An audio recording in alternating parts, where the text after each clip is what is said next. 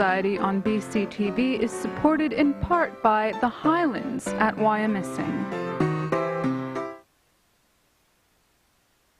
Welcome to the monthly program of the Historical Society of Berks County. I'm your host, George M. Miser IX, President of the Historical Society of Berks County and publisher of the Historical Review of Berks County, the Society's quarterly magazine in print since October of 1935. Not incidentally, most back issues of the review are still available, from the late 1930s to the present time. It should be noted that this program is telecast live on the first Wednesday of each month at 7. It repeats this Friday at 10, Saturday at 6, and Sunday morning at 9 a.m. Welcome all to our September the 3rd, 2008 program. Beside me is my co-host, Gloria Jean Miser. Beside her is Sime B. Bertolet, the Society's Executive Director. Beside Sime is Chip Henderson, who proudly calls Charming Forge his home. And beside Chip is Sandy Steefe, who is here to inform us about a unique cemetery walk to the final resting places of some famous and near-famous people of Berks County. The Society's Museum, Library, Gift Shop, and Exhibition Hall are open Tuesday through Saturday from 9 to 4. The shop is fully stocked with Reading and Berks histories by a variety of present-day and old-time authors. A number of unusual pottery pieces by Lester Breininger and pottery items by other local potters are now in stock. Remember, the Historical Society's gift shop has a large inventory of Reading and Berks County histories, new and pre-owned. At present, there are a number of back issues of the Passing Scene books. We remind viewers that for $40 you can be one of us, a member of the Historical Society of Berks County. Membership in the Society includes our prize-winning quarterly magazine, the Historical Review of Berks County. Membership includes unlimited use of the museum and library. Incidentally, family memberships, all living in the same house, are $50 a year. And while we're on the subject of memberships, we remind you that BCTV, now observing its 31st anniversary, is a survivor in a tough venue and a unique entity in that it's interactive. You're encouraged to call in with questions and comments. And again, that phone number is 610-378-0426, 378-0426. Why not salute BCTV for all the great shows it provides to Reading and Berks and send a check for $30 for a year's membership. Mail your check to BCTV, 645 Penn Street, Reading, Pennsylvania, 19601. Simon? Well, right now I'd like to talk about something that the Historical Society has going on. You know, when fall arrives, it's not only the turning of the leaves on the trees, it's also George and Gloria turning the pages on the latest edition of the Passing Scene. This year, it's Passing Scene Volume 16. Passing Scene's been in print now, or like I said, for Volume 16 for over 26 years, and I'd like to take the opportunity to tell you a little bit about this year's issue. George tells me it's one of the best ever, and I don't doubt that for a minute. As always, the Passing Scene is a beautiful hardbound book, 272 pages on heavy stock, 80-pound print, high gloss, with over 350 photographs.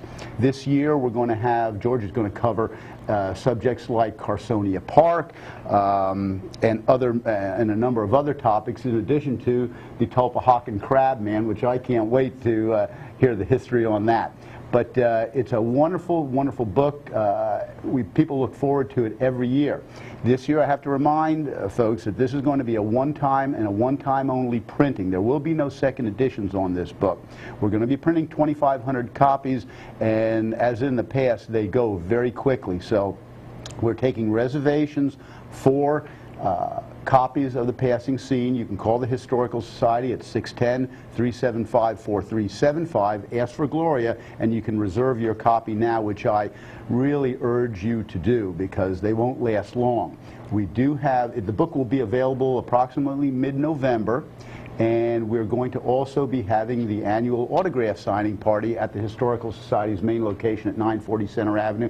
And Gloria, if I remember, that's going to be the first Sunday in... The first Saturday and Sunday. Okay, first Saturday and Sunday in December. From 12 to 4. 12 to 4, and then we're going to follow it up the following Saturday from 9 to 4. 9 to 12. 9 to 12. And 1 to 4. Okay, yeah, we're going to break for lunch between 12 and 1 on the Saturday, and then we'll start back in. So, you know, make sure that you reserve your copy. There will be no reprints on this volume of The Passing Scene, and it's going to be a winner like all the rest of them were, so order now. We're excited to announce that a special 100-page section will be featured that contains fun and facts and lots of illustrations about 25 prominent Berks villages. Each village and town sketch lists the prominent people who lived and worked there in the late 1930s, such as the butcher, barber, postmaster, teacher, restaurant operator, craftsman, mechanics, the local miller, store and hotel proprietors, etc.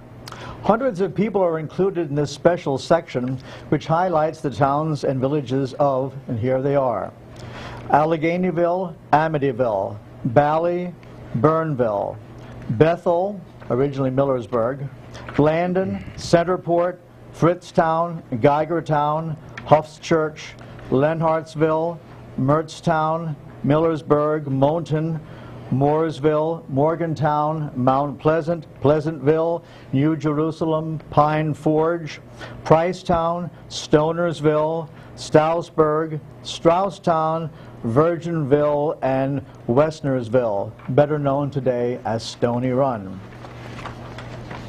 In all, there are 25 towns and villages that are discussed in detail. Viewers who grew up in any of the aforementioned places, especially in the 1930s and 40s, will find familiar names and faces. More than likely, many will find references to relatives, friends, and people they'll remember from childhood. Here are some of the samples of the illustrations that appear. We'll present more next month. And while we're getting those ready, a quick comment. There are two sections of the book that I find particularly interesting. One deals with Green Hills Theater. Many of us watching the program, I'm sure, will remember going to theatrical performances at Green Hills. They actually started in the late 1930s, about the same time as the villages that are discussed in the book. And you know, in the early days, they had people like Arthur Treacher, Bela Lugosi, people like that were in Berks County off the Morgantown Road at Green Hills Theater. Our good friend Bill Seidel from the Glen side, or the section of Reading, worked on that. He was on the board and was very helpful in compiling that material. Another section that I really got interested in, as a matter of fact actually hooked on, was someone that I really wasn't all that familiar with, although someone from the Reading Symphony kept mentioning his name, but it fell on deaf ears, my loss. And that is Arthur Shutt. And I'm wondering how many out there in the viewing audience remember or know of Arthur Shutt, who was a pianist, composer, and arranger. Here's some of the material that I wrote, and I'm going to skip some of it just to give you a little feel, and I have a sample for you. While Reading-born Arthur Shutt was, by all accounts, one of the finest pianists ever to come out of Berks, he is all but unknown locally. That was his one of his big hits, and by the way, the sheet music will be in the book, complete. Put it on your piano, you can play it. There are 5 pages of music, and that's the cover, which is a really neat cover. My big surprise was, leave that on for a while, Blue and the Black Keys, one of the most difficult pieces ever to play on the piano.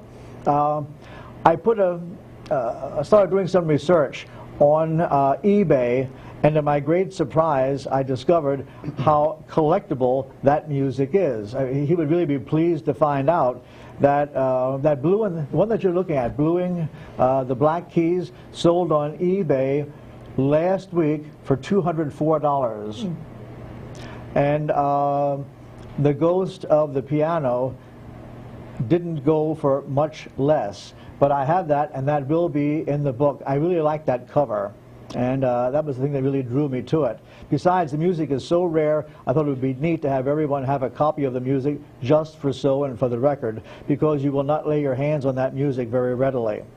Anyhow, in his heyday, he was in great demand by most of the popular dance bands and orchestras of the United States. As a result, he can be heard on more recordings as a featured soloist than any of his contemporaries. The legendary Jack Teagarden stated that Schutt was his favorite piano player. Fats Waller shared that sentiment. Schutt was born in Reading on November the 21st, 1902, a son of piano tuner John G. L. and Ella Schutt of 1133 Buttonwood Street. In his youth, he entertained as a dancer and studied keyboard with his father, who passed away shortly before he joined the Specht Orchestra, another name that's from our past. Schutt began his professional musical career at the age of 13. In 1915, piano accompanying silent movies in Reading.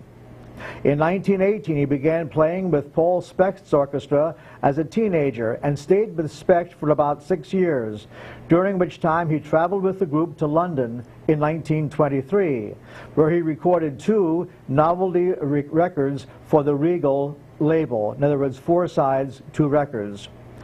Specht, who was born and buried, Paul Specht, who was born and buried in Sinking Spring, recorded well over 100 selections. It probably is closer to 130. And for the better part of a decade was for Columbia Record Company what Paul Whiteman was for Victor. The 2 orchestras often recorded the same selections at about the same time. Schutt can be heard on many of Specht's Columbia recordings and can be seen on some 24 front covers of sheet music of hit tunes of the 1920s that picture Specht's orchestra. Throughout the 20s, he worked with numerous groups, and I get some of these names, including the very popular orchestras of Roger Wolf Kahn and Don Voorhees, who ended his long career as conductor of the Allentown Symphony Orchestra from 1951 to 1983. I always found it amusing that Don Voorhees had this really hot dance band of the 1920s, and he wound up a very sedate conductor of the Allentown Symphony.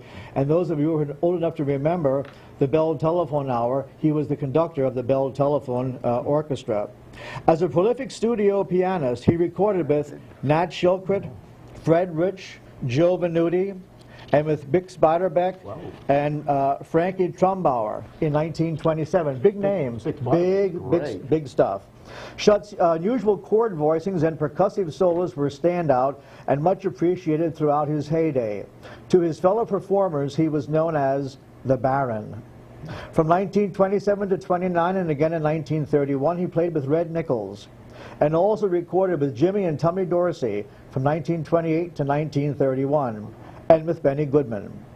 He made some records under his own name as the band leader in 1929 and 1930.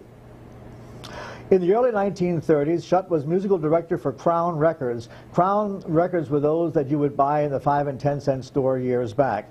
They were a bargain. They used some very famous people under false names, and that's how they got away with some of those contract difficulties. You could hear him solo on many dance band sides made for that company under his real name and under the pseudonym Russ Carlson. Schutt receded from jazz in the 1930s, although he did play with Bud Friedman in 1939. It appears his last 2 piano solos were cut in 1934, at which time record sales were all but non-existent. No one was buying records in 1934. He spent much of the 40s and 50s working in Hollywood recording studios on film projects. He died in San Francisco on January the 28th, 1965. Some descendants continue to reside locally. I spoke with his brother's son yesterday, and I discovered that his son was living in Reading. I called today. His son is Robert Schutt. I called today and the phone was disconnected. Maybe someone can enlighten me what the problem might be. Anyhow, the decision to reproduce the piano score for The Ghost of the Piano, which we just had on the screen a few minutes ago, that accompanies the biographical interview, was prompted by the recent realization that Schutt's compositions in original sheet music form are major rarities and thus difficult to find. So we decided to make one complete sheet available for you. Now, the blue and the black keys, which I think that's the next visual that we had there. Of Schutt's 1926 novelty masterpiece, Blue and the Black Keys, virtuoso ragtime pianist Vincent M. Johnson wrote, by the way, he's playing at a big ragtime festival on the West Coast very shortly. It has the distinction of being one of the most challenging novelties ever put down on paper during the novelty era. I personally consider it the apotheosis of the American piano novelty. It is full of shifting rhythms and harmonies, and it is delightfully pianistic. We're going to have a little sample of that piece. It sounds to me as though someone played this thing on a computer setup.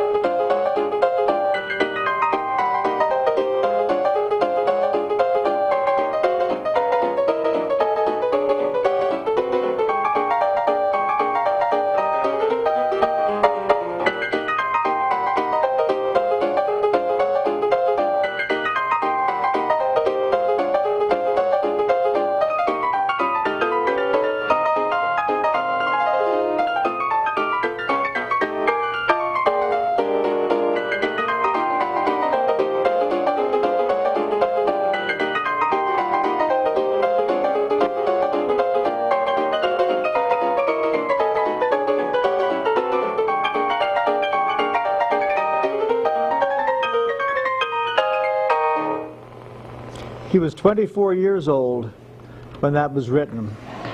Rather impressive. Yeah, very impressive. Yes. I wonder if that, hopefully that reproduced as well over, broadcast as well over the home television sets. That was remarkable. Isn't it though? Yeah. It really is. Now, we're going to take a few minutes to give you a little preview of 3 of the villages that are mentioned in the book. We're just going to look at the pictures themselves rather than, which one do we have first? Is it Stroudsburg? Looks like Stroudsburg. Okay. And Chip, I have this in because it's pretty close to your home ground there. Can we sort of get in on the upper left-hand corner if that's possible? It shows Mr. Royer, the miller. I well remember Royer's Mill. In fact, there were two Royer's Mills at the west end of Stroudsburg years back. The one, as a matter of fact, survived as until just maybe 8-9 years ago. The older of the two was really very early. The one that I remember is the one that you see next to Mr. Royer there in the top left, and next to him is that mill. There used to be a big mill dam there, which has been drained in more recent years. Royer's Mill had a fire, and that was a big milling operation when I was a kid, which means that it goes back probably 10-15 years. I'm kidding, of course. What? That's the mill that we went by when we were doing the 4 centuries. I pointed to the site. Right. Yeah. So the mill's gone. Right. The mill's gone, but that's where they were. That was the site, mill pond. right behind the Spiker House. Exactly. Yeah. So people will get a chance if they like to see that when they go on or to see the location on the 4 centuries tour. Right. Good. And there we have that bridge, which is right there at the mill. So that sort of does mark where the site is. Moving a little bit over to over a little bit to the right side, we see the former constable Lloyd Klein, who served for 43 years. Okay, look at those three gentlemen, but take a look at them next. Joe Wenrich, who's mentioned in the story. Will Zellers, the storekeeper, the former recorder of deeds in Reading. He apparently was an older gentleman by this time. And Frank J. Stoltz, known as the mayor of Stroudsburg. Now, if you can move over just a little bit to the left, that school building still stands. That's a fairly old building to which they added the middle row, far left. That building still stands. I think it's being used today as what, the Township Hall, Chip? Yes, it is. The Township Hall. It's one of those typical old-time schoolhouses, and it goes back a long time. It's one of those that on one side it says boys' door, and the other side says girls' door, you know, near the train shell. As many of the schools used to have years ago. West Reading's building had a boys' and a girls' door. As a matter of fact, I think they're still marked that way. And down below on the left we see Leroy Pfeiffer, the garage man who boxes with his dog King. We see that what had been the town hall that time, that was actually built for the fire department. I'm not sure what that's used for now, Chip. Do you know and stuff? It's still owned by the fire department. It's still owned by the fire department. And then on the right-hand side, we have Mrs. Walborn, who is the postmaster, who had lots of religious signs in her post office. I'm not sure how well that would fly today, but it certainly was an inspiration 50 years ago. And then on the far right, there we are.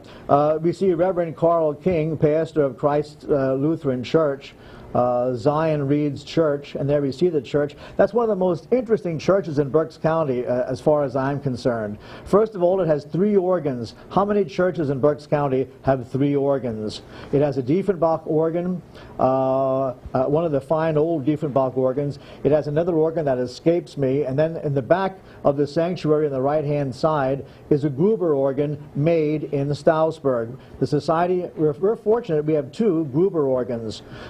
The Tulpehocken Settlement Society has a Gruber organ, and they have 1 in there. And no 2 of the Gruber organs are the same. I have never seen 2 that were identical. There was a variation in each and every one. But the most interesting aspect of that Reed's Zion's church is the fact that most of it is made of lockstone from the Union Canal. The Union Canal closed in October of 1884. The stone was taken and used for a number of building purposes. There were a lot of bridge abutments in western Berks that came out of the Union Canal after it closed in 1884. But if you walk around that building on the back, it'll tell you that that particular lockstone, and there's a big marker there with the particular lock. I'm just trying to think, it was the one there at the bridge they just closed. It was there's a road that led back to the original Zion Church. But there's a bridge at the west end of Newmanstown. Wilmersdorf. Wilmersdorf. Oh yeah, right, Wummelsdorf, when you go to Wummelsdorf up the hill, yes. Wummelsdorf that they closed some time back. It used to have a little bit of a curve in it. I think they used to call it Dead Man's Bridge or something at one time. It went by a number of names. But anyhow, that church is made very largely of Union Canal blockstone. Again, we skip on to the next one, either Mount Pleasant or... Now there are 25 of these, by the way, in the book, and the beginning of each story, there are 4 to 6 pages of text with each one of those pages of illustrations. We're in Mount Pleasant. This is a very interesting one. On the top row, the second and the third drawings over are 2 gentlemen. One is Irvin Regal, the storekeeper at Mount Pleasant, and who was the fire chief. And looking at him is Roy R.W. Davis, president of the fire company. And if you go over to the right, we have the fire company's membership list is nearing 300. Reading could use some of those firefighters. Numbering around 300. You know, the fire companies years ago were a major force in any community. Those, generally, if they had movies in the town, the fire company men were behind the movie theater. It was usually in a fire company structure of some sort. This, I think, is very interesting. Right in the center, that fellow that you see in the bicycle, 82-year-old Glancy Lambert, still rides a bicycle. And he's talking to, and this I find extremely interesting, William Francis Koch, retired Union Canal boat captain. Now, the Union Canal, of course, passed through Burnville, and the Union Canal ran by the Gruber Wagon Works at Pleasant Valley. As a matter of fact, at one time, that portion of Burnville on the other side of the creek was known as Newport. And that was a fascinating area. There was a whole interesting history of that section of Burnville. Burnville, of course, prospered at one time because of the Union Canal, the North Kill Creek, the Tulpehocken. And there was one point where the North Kill, the Union Canal, and the Tulpehocken all came together. A designer's nightmare, laying that out. And it changed a number of times over the course of years. But a fascinating section. Anyhow, George Bender, the garage owner, is shown there. And Paul Widener, the hotel man, is listed there. That old hotel in Burnville, excuse me, in Mount Pleasant, is, of course, a log structure. Now, this next one, I really can't, okay, the garage owner, and then, what do you have there? Conrad Heck, the potato farmer. Yeah, they got, oh, isn't that interesting? Early on it was Hetrickstedtel and then Obold. Obold was the post office designation for Mount Pleasant. Why? Because there are Mount Pleasants by the dozen in Pennsylvania. So they couldn't call the post office Mount Pleasant. It was Obold. There was a Mount Pleasant in the Boyertown area. There was a Mount Pleasant in Cumru. Just in Berks County alone, I'm thinking of 3 Mount Pleasants, which is why none of them the Mount Pleasant in Cumru went by Cumru Post Office, and that was on the hill heading up to the old 5 Mile House. And on the there is an interesting sketch. Under a spreading shade tree, Elmer Hollenbach's smithy stands. I can't picture that building, so I'm wondering whether it's still there or not. I'm drawing a blank on that one. And very interesting, over a little bit to the right, we have, to the right, is Elmer Schrack paints the Gruber wagons, and watching him is Frank Gruber, whom some of us surely remember. Yeah, Frank Gruber owns the wagon works, and we have Elmer Schrack. By the way, there's an interesting section in the book also on the Reber Wagon Works of the Centerport. That's an interesting story, and I found a fantastic picture of the Gruber Wagon Works in my own file. What a pleasant surprise that was. Maybe we can go on to the last one, and that has to do with Pricetown. This is a really very interesting story on Pricetown. Up in the upper left-hand corner, we have St. John's Union Church. That is an interesting church, and the cemetery there certainly is worth walking around. That has some of the most interesting tombstones in Berks County. Some very nice tombstone art and very old tombstones. And there's the gentleman there to the right of the church, Daniel von Buskirk, plasterer and politician, George Null, and Joseph Pyle. Now looking down below, you see the telephone wires. They were coming in under Pricetown, up the Pricetown Road. And we can see there the Pricetown Hotel, which unfortunately had its front porch removed a number of years ago with a wayward truck. And on the other side of the street used to be a general store building made out of log. I have never found a really good picture of that old general store. It burned sometime, I think, in the 1940s, but there was a log cabin general store. And just this past week, under the fellow there, the fellow who has the Adam Hoke the wood chopper, below that is Berks' first Sunday school is reported to have met in the Pricetown Dunkert Meeting House. We visited there, went inside and took some pictures this past week, and they have a service there once a year. It's the old books referred to it as the German Baptist Meeting House, the oldest unaltered German Baptist meeting house in America, in Pricetown, and it is unaltered. And thank goodness, lately they've been doing some repairs there. It's in very nice condition. I think the building went back to, was it 1777? It's an early building, and Mr. Gorby was the first pastor in that church. Norm Crone makes ice cream, and there's a picture there, by the way, of Emma Rothermore, school teacher. I think I knew Emma Rothermore, school teacher in the upper right-hand corner. Huh. Well, this just gives you a little bit of an idea of some of the things that are in the book.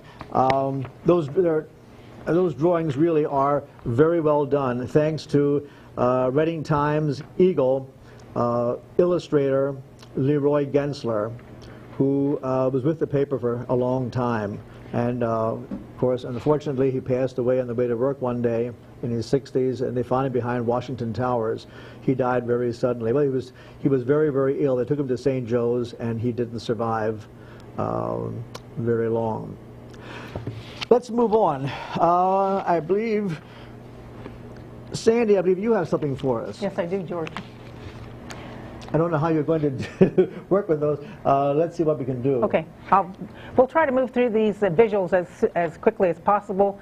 I'm the historian of Allenbach Cemetery, and I'm here to promote our historical guided tour on Sunday, September 21st at 3 p.m. This is our 155th year. We will have Bill York, who is a reporter for the Red Eagle and also a well-known birder. He's certainly going to be pointing out all the different species of birds that we do have in the cemetery, and believe me, we do have quite a few. Yes. Michelle N. Lynch, who is the editor of the Historical Review and board member of the Historical Society of Berks County, will be addressing the different styles of tombstones in the cemetery.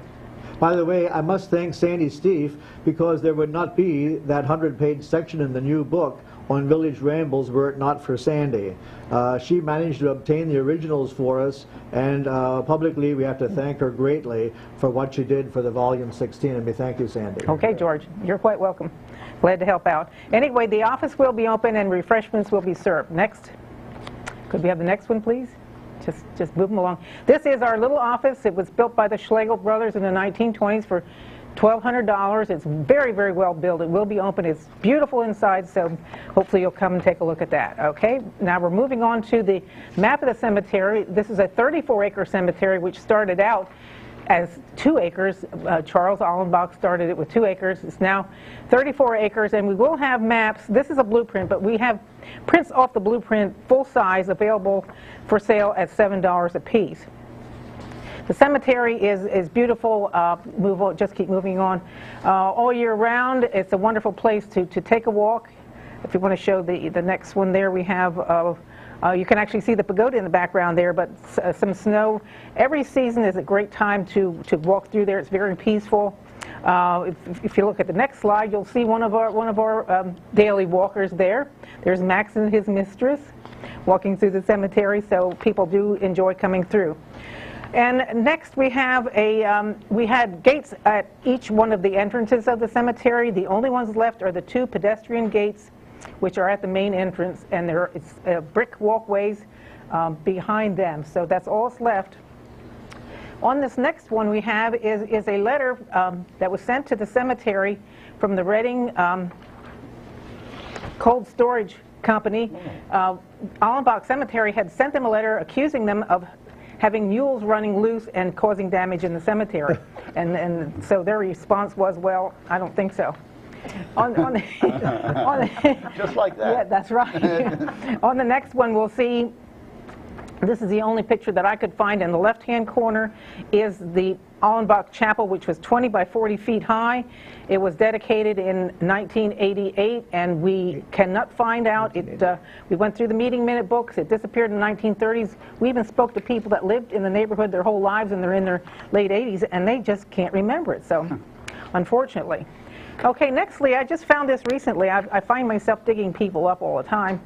This was a railroad disaster in California in 1907. It's featured in the Historical Review of the winter issue, and there were 18 people in Berks County that perished. And if you look at this, and when this happened at a time when you couldn't get photographs across country, so these are artist sketch, and this was covered in the newspapers for 2 weeks. The Great Shriner disaster. Yes, it really was. And they actually closed down the city of Reading, and thousands of people showed up when these bodies were returned 9 days later. I forget what issue. The winter issues. Yeah, was it the winter issue? The winter issue. Yeah, it was good. Okay, on the next one, you'll find that a couple that perished in that disaster, they were struck by steam or burned because it was a wooden car, is Stockton and Ida Snyder. And you'll see that she died in Hondo the day of the disaster. Her husband died the next day in San Luis Obispo. The nearest hospital was 63 miles away, so it was really, really tough. There just weren't that many people survived. There were people who had premonitions of the accident, and there's lots of events if you read that article in the Historical Review. Okay, next we have Lilith May Wilson. Now here we have somebody really important. She was the first socialist woman elected to a legislative body in the United States. So we've got Lilith there. People forget how important the socialists were at one time, both in Reading and at one time in Muhlenberg Township. Every elected officer in Muhlenberg during one period was on the socialist ticket. Okay, next we have Captain John Heaster. We have 3 generations of the canal boat Heasters. One of them actually perished because he was operating a sawmill, and and the board kicked back and killed him. So next we have 2 circles in the cemetery, and this is Circle H, where Fatty Lots is buried, and George has him featured in his passing scene book. The man weighed 536 pounds, and it was very difficult to find a place to bury him, and you know, men to carry the He carried a lot of weight in these parts. He certainly did. He lived on Franklin Street, and they actually had to take the doors off and the banister to the second story to get him in there. Didn't carry him on the piano case. Well, it was a special built case for him. Yeah. Okay, next we have Ludwig Wallenweber. I know George likes to put the V where the W is. I'm not good at that, George. Anyway, he was a well-known author, and he actually even wrote about Mountain Mary. So next we have the silk mill disaster. There's a cabinet card that was put out about these people that were killed in 1889 when the tornado came through. And next we have 4 of these girls. They were all teenagers. Some are really young. Yes, 4 of them are buried in Allenbach Cemetery. You'll see with the next picture here, it's noted here that Sadie Shade had died in the silk mill disaster. Okay, next we have Mr. Joseph Reese. He was in the Civil War, came back, and he was a member of Liberty Fire Company. What happened to him is he was pulling, you'll see the pumper, there's a pumper carved on his stone. He was pulling a pumper around to fight a fire and slipped on the ice, and the tongue went through his abdomen and killed him. So here he survives the Civil War only to come back and die while... Be impaled by it. Yeah. Okay, next we have Mr. Jonathan Leinbach, who was certainly a pillar of the community, and he's got a large stone there And actually, you'll see later on we're going to be featuring a stone. Next, we have a stone that's actually made of iron.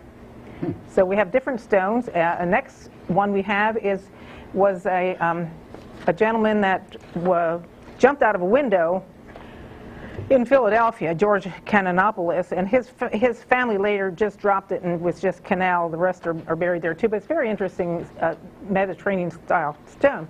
Next we find that a lot of the children died young. Half of the family died before the age of 5. Their children. Here we have 4 of the Kusser children. Look at the very interesting architecture on the stones. Okay, next we have Mr.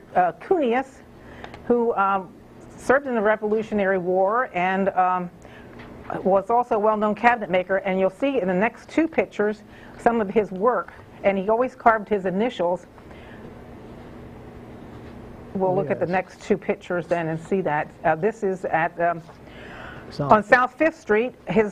That's his work, his woodworking there. And then we have Trinity Lutheran Church. He also made a lot of the tall clock cases for local clockmakers, well known for that. Okay, after that we have the first Chinaman ever buried in Berks County. He had a laundry down on North 10th Street, and he died in 1920. He was stabbed to death by a fellow Chinaman. His building is still there. After that we have Robert Bachman, better known as Buck Benson. There's a guitar on there. There's Buck. Yeah. Poor Buck died when he was hit by a load of chicken feathers on 422 in Shelbourne Road. Yeah, on my road. That really just, poor Buck, he didn't. After that we have the Borkerts. The Borkerts were famous for bricklaying. They built most of the brick houses and markets in the city of Reading. And actually you'll see in the next one that there is a brick driveway leading to where the Borkert graves are. So I imagine they were connected with a board at Allenbach's. Okay, after that we have the Allenbach Reserve. There's 26 people buried there. The first one to be buried was Charles Allenbach's father, Andreas, in 1845. As I say, there's 26. So the reserve wasn't big enough to hold, so we have Allenbach's Olivet Cemetery. Here's one of my recent finds, is Lester Kissinger, professionally known as Alexis Sanderson. He was on Broadway in the 1930s in Du Barry. Yes. So that's interesting. He was the lead. Yes. He was the lead in that Broadway show. Isn't that something? I did contact the funeral director up there, and I can't seem to get any information on him. We have nothing. I don't know who handled it locally. Okay, after that we have Eberhard Barth. He came to America from Germany as a stonemason, and you'll see on his stones he later became a vintner. His home still stands at 300 Friedensburg Road in Mount Penn. Okay, after that we have the East Reading Hotel. This is where poor Joel Fegley met his untimely death. He was crossing the street when a whole load of people that were drinking came from Birdsboro, and he got run over by their sleigh, and they drug him a whole block before they even stopped. The poor man does not have a stone. We can't seem to find out where he's buried. He lived right up there in 18th Street. We have a lot of flowers, and these are wildflowers that have come up here. This is actually Mr. Barth's daughter. She married a Campfield. Just wanted to show you the beautiful wildflowers. So we have a lot of beauty all year long.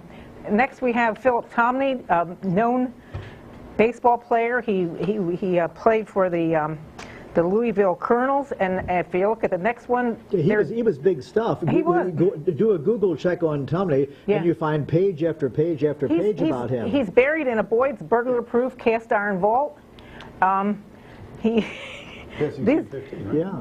and he actually got killed by being hit by a baseball. And his wife and a child died soon after, within a year or two after that. Okay, after that we have a Civil War veteran, and this stone is simply amazing. This is the color of the stone. This is William Hoffmaster. He was taken prisoner in Winchester, Virginia, and he was wounded and was marched to Lynchburg, and then when he was freed in Belle Isle, and he came home, and within 3 days of him coming home, he died, unfortunately. And in the next one, this is his sister's stone, which we're trying to upright. And after that, you'll see that we're working on, if you look at the next artwork, we're working on shirts for sale, Allenbach Cemetery shirts. So this is the artist concept so far. We hope to have order forms for the cemetery walk. So, and you'll see the in the next one, just a front embroidered concept of what we're going to have. And basically, that's it, George. What's that date again? It's September the 21st. That's a Sunday at 3 p.m. And Corey Krupe will also be on the walk because she's going to be talking about the gravity crash. So, and a few other stories she has on stones as well. Okay. That's fascinating. All right. Krupe, one more thing. On the walk, we did this previously. This is our third year. I have here crocus corms, and what we have is take some trowels along if people feel moved to, after hearing the story of the stone, want to plant a corm there. That's fine, and they'll come up in the spring and bloom and be done by the time we're ready to mow, and just make it really nice and interesting. And people too feel moved to after hearing the story say, oh, I want to put a flower there. So that's how we do it. Thank you, Sandy. All right. Simon? Well, I'd like to talk about, as I mentioned before in the program in the last two episodes, this year we're coming up on the 4 Centuries in Berks Historic Property Tour. And note that I did say it was 4 centuries. We've changed the name from 3 centuries because we have properties that are represented from all 4 centuries, the 18th, 19th, 20th, and 21st. But to give you just a few of the basic facts on the tour, it's going to be held the first Saturday, October 4th, 2008, from 9 a.m. to 4 p.m. This year we're going to be exploring Marion Township as well as Wummelsdorf, and it was remarkable when Janice Longlot, the tour coordinator, and I started working on this tour. The number and just the dense amount of properties that were historically significant in this region. So whereas we used to cover 3 townships, this year we're covering 1 township and the borough of Wummelsdorf. So the price for the tour is going to be $22 for tickets purchased in advance. They will be available at 7 locations throughout the county. You can find out what those locations are by calling the Historical Society at 610-375-4375. And the tickets will be $25 the day of tour.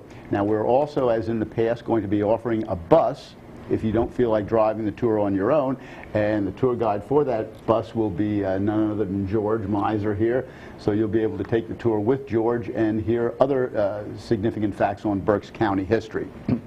And seating is limited on the bus to approximately 40 to 45 people, and the cost is $45. But again, this is it's a great tour. But whereas what's different on this episode of the show is that we're very fortunate today in having a very special guest here.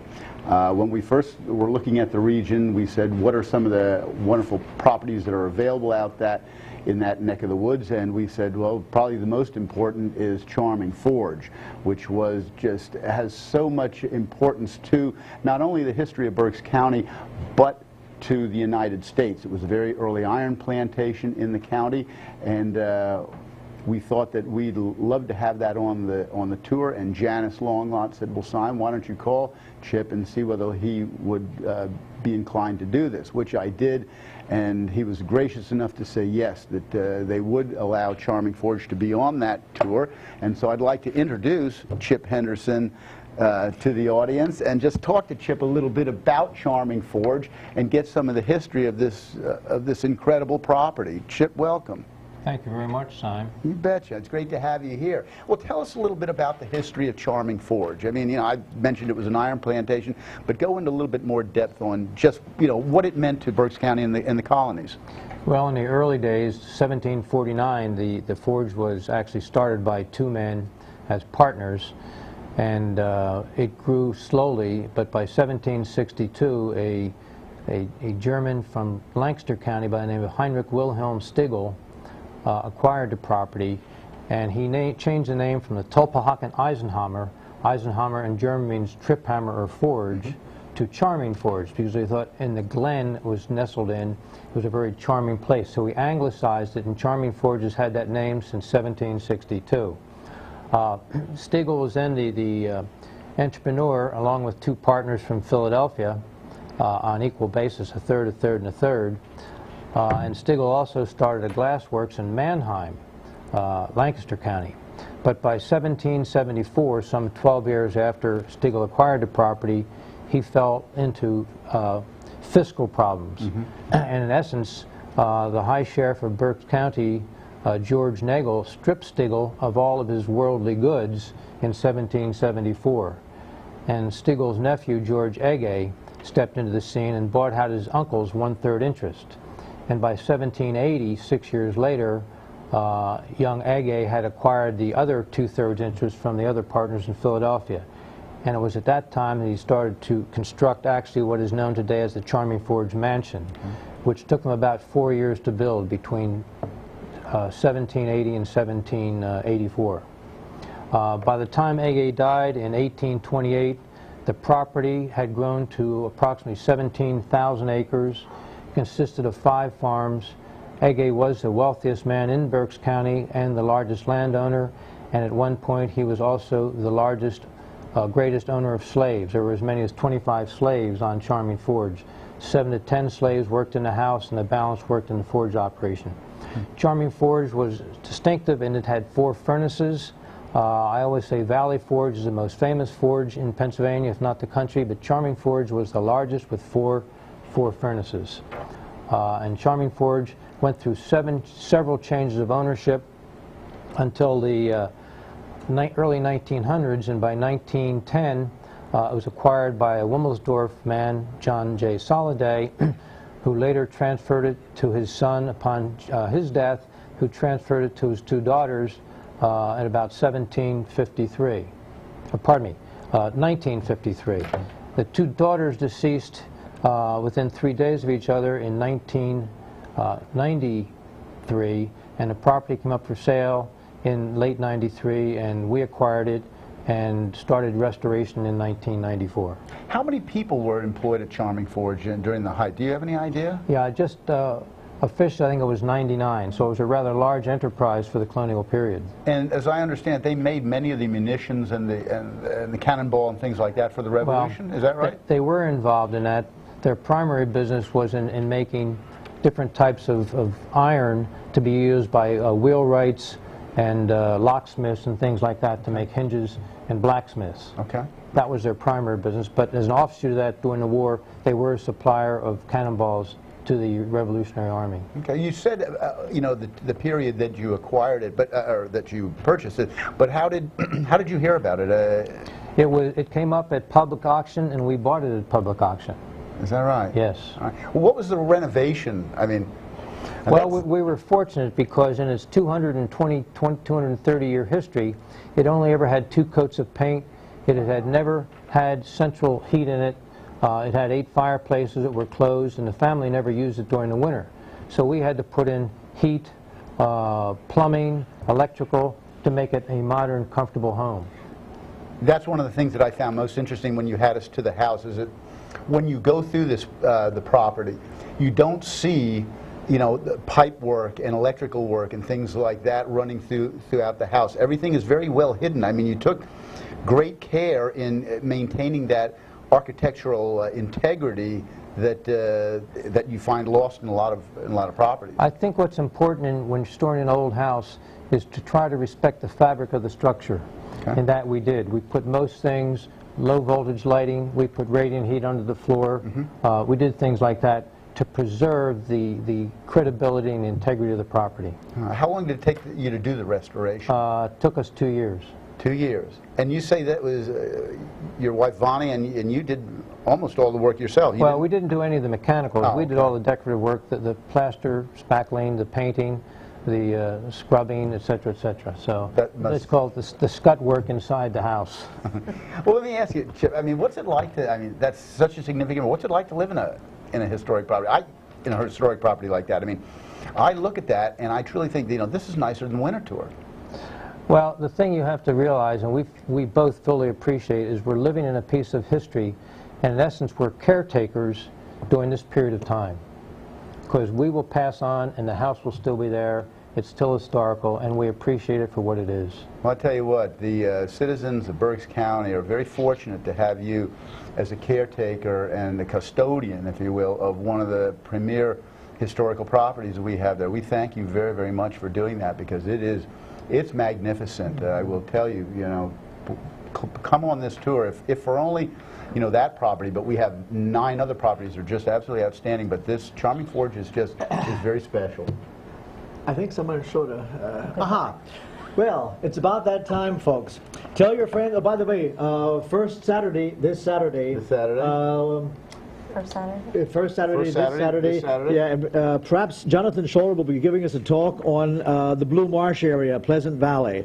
That remains to be seen. He's not feeling too well right now, but we will have a program first Saturday. Tell your friends about our program, which is on live the first Wednesday of each month at 7. Thanks to program participants Gloria Jean Miser, Sime Bertlet, Chip Henderson, and Sandy Steve. I'm George Miser, President of the Historical Society for the past decade. We look forward to having you join us again next month on October the 1st at 7. Thanks for watching. Goodbye.